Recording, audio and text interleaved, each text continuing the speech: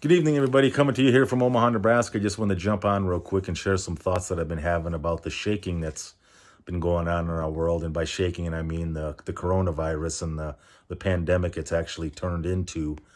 Some of the thoughts that I've been having are things such as, how far is this thing going to spread? How many people is it going to infect? And sadly, how many people are going to lose their lives because of it? And then I flip to the economy and think, how is this going to impact that? Obviously, it's not having a positive effect, but more in depth, I think about the small business owners and the impact it's going to have on them and their lives.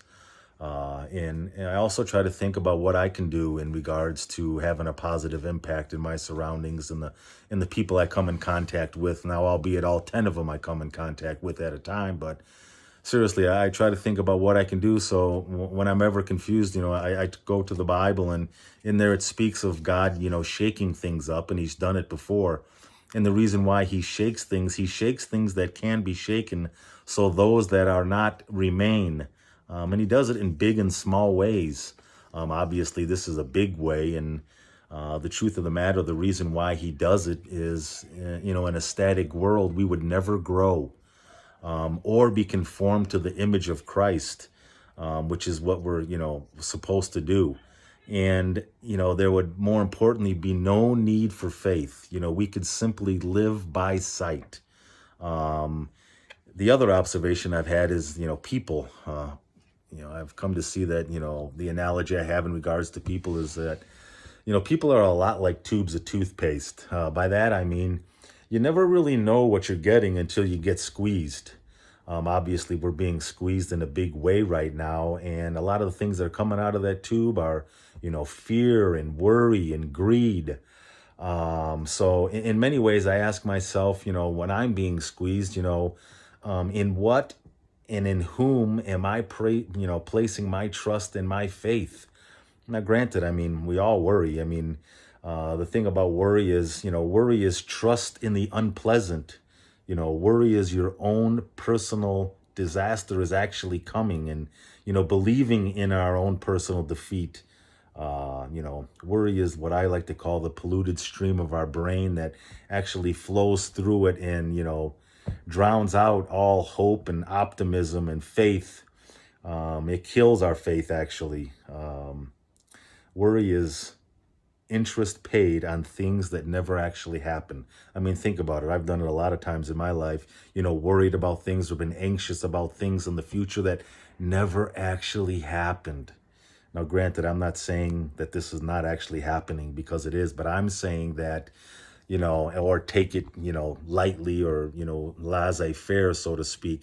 But what I'm saying is that we need to more than ever control the things that are within our control. And by that, I mean, our thoughts, our actions, our responses. So really, instead of looking at our surroundings or circumstances, which is where, fear and worry come from, we need to start looking up. Look up instead of around. Another thing that, is really important now is, in times of disaster or catastrophe, or, I put it in the analogy of a ship going down. When the ship's going down, it's like every man for themselves. And that's not how we need to be. Instead of looking out for numero uno, we need to look out for others and, see what we can do to help others, and, make sure that, those that are, more an adept to being infected or having problems in this situation, we need to look out for them especially.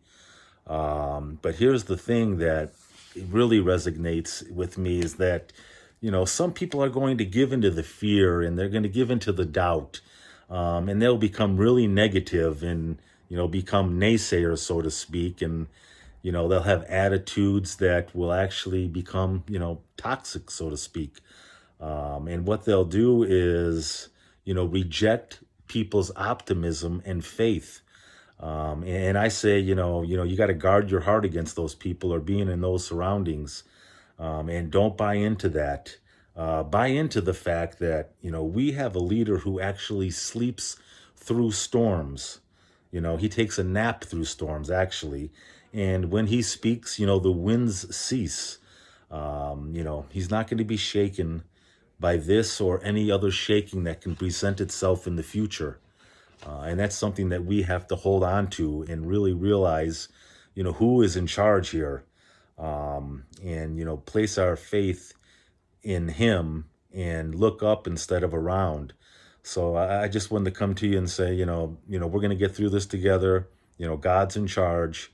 Everything's going to be okay. It's going to be like a blink of an eye, and it's going to be Christmas, and this is going to be past us, and it'll be an afterthought. I mean, we'll actually, I don't want to say afterthought like it's, not a big deal, but I mean, it'll be behind us, so to speak. So, here in Omaha, we're on lockdown or quarantine to April 30th. So I'm looking forward and, get out and see my boys and giving them some chest bumps and high fives that I can actually touch people.